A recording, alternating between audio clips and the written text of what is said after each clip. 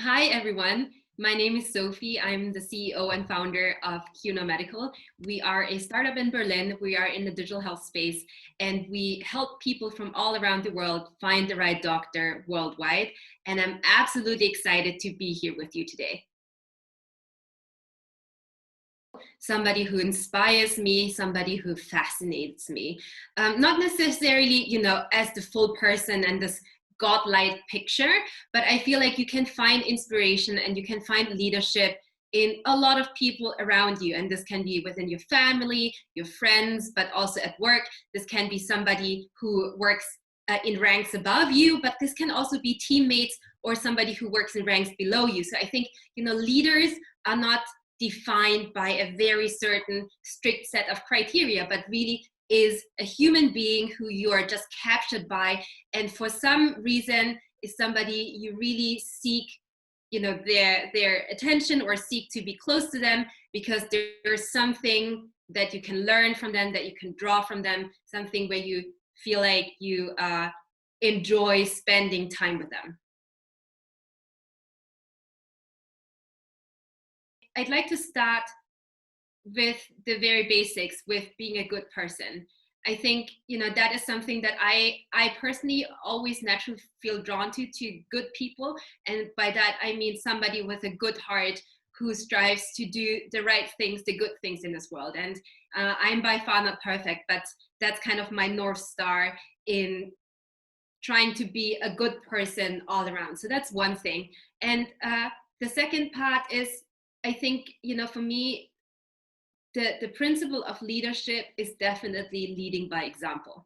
I'd like to be a role model in who I am, what I do, how I act, how I talk, how I treat other people. And again, that's in multiple ways of context, not just at work, but also especially in my private life, also now for my little daughter, but also in my family. I think leading by example is really, really important. And what many people say, treat other people like you want to be treated. And I think that's the fundamental thought behind leadership. This year has been quite a challenge, and especially when I think back to end of February, beginning of March, when none of us basically knew what was happening. And also, I was in the position where my team wanted answers from me in terms of what's happening, what are we going to do, how do you see the future, are we in danger as a company, are we going to get through this together safely? And and I was in a position where I would have loved to give very comforting, very fact-based, strong answers, but I couldn't. And I think for me as a leader, it was also the moment to get in front of my team and sometimes also say, I don't know, but I can tell you what I know. And I think in those moments, for me, it was important to take my team with me on that journey of the thoughts, of everything that we were going through, of context. We were making decisions where nobody was a winner. I always said we had to furlough people, we had to put people on short-time work. That was not something I wanted to do, and the people who were put on short-time work were absolutely not happy about this. But the alternative was something that would have been worse. So I was in a position where I had to make decisions where I knew there wasn't going to be an immediate winner or somebody who would take advantage of the situation, but still I had to do so.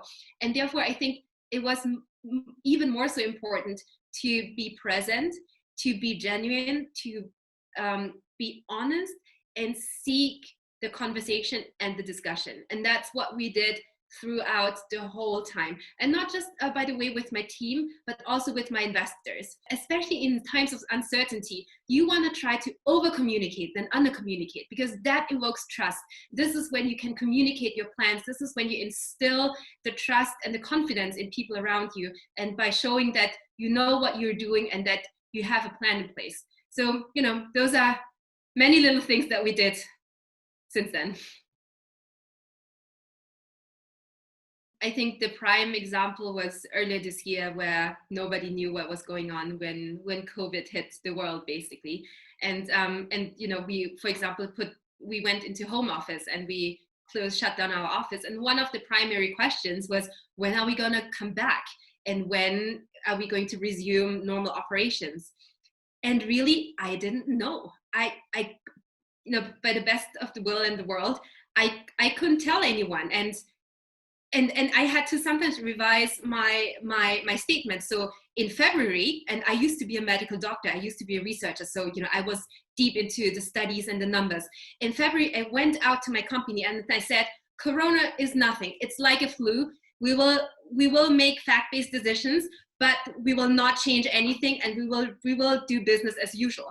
And then a few weeks later, I had to get out to my company and said, I was wrong. Corona is a completely different beast. And what we know now kind of, forces us to take action in this way. And and just, now in October with the second wave and second lockdown, also here in September, we were doing really, really well. The question was always, how are we doing? I went out to my company that we are strong, we are growing, everything is fine. And then a few weeks later, the second lockdown came. And thankfully, have to knock on wood, we weren't too affected by it. But I had to get out to the company again and said, well, the facts have changed and the situation has changed, and now we have to act accordingly. And I think that is very important, that you keep the pace and are super transparent in how you say things and what you say, and also admit that sometimes you don't know, or you were wrong based on what you knew then. But now, we have a new set of facts, and now we act accordingly.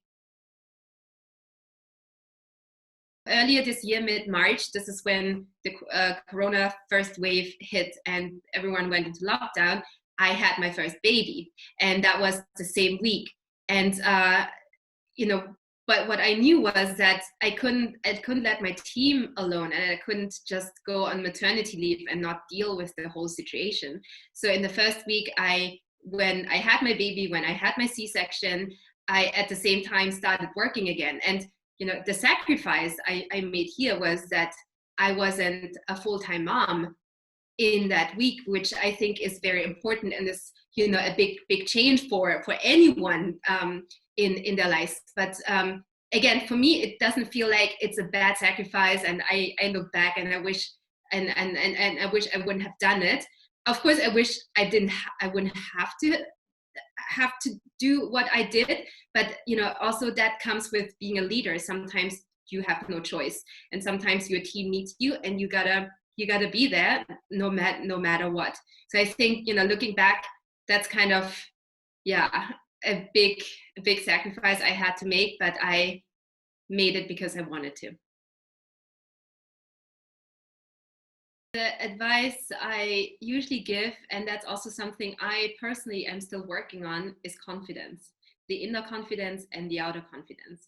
I think, there's so many smart people, capable people out there, but I think the biggest difference of somebody who is a leader and somebody who isn't is not how smart they are, what they can do, how capable they are, and all of that, but it's the inner confidence that turns into an outer confidence, a confidence that is visible. This is what often is kind of the big icing on top of everything, and that's something that I think is being overlooked very often when people work on themselves. They work on skills, they work on tools, they work on knowledge and everything. But I think a big part is also to work on your confidence, on your self-esteem, on how you appear, how you speak, and to feel it, not to act it, but really to feel it. And again, that's also something I had to learn the hard way. And by far, I'm not where I want to be with my inner confidence level. It's hard, and therefore I think that's one of the biggest thing I always tell people, that forget about your skills and all of that. I'm sure you can manage, but really manage what comes out of you and how you feel about yourself, so that you can transport this to the rest of the world.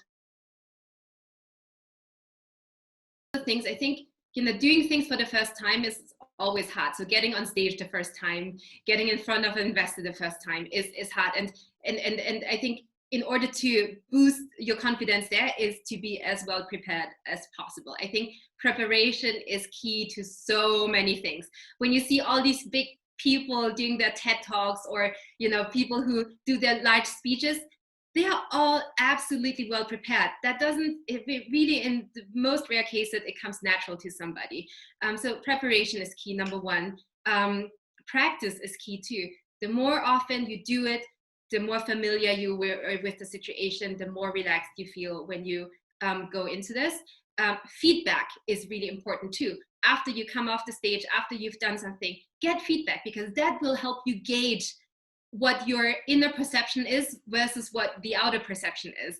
And oftentimes you tend to be much more critical about yourself than what it seemed from the outside. So getting feedback, honest, genuine feedback from the outside, and really accepting also what you're being told and take this on is really important. And last but not least, work on your self-doubt. And I think that is the most difficult, but also most important thing, because on one hand, it's kind of our inner engine that drives us to become better again. But at the same time, self-doubt, if it's too much, it can be also hindering to your success.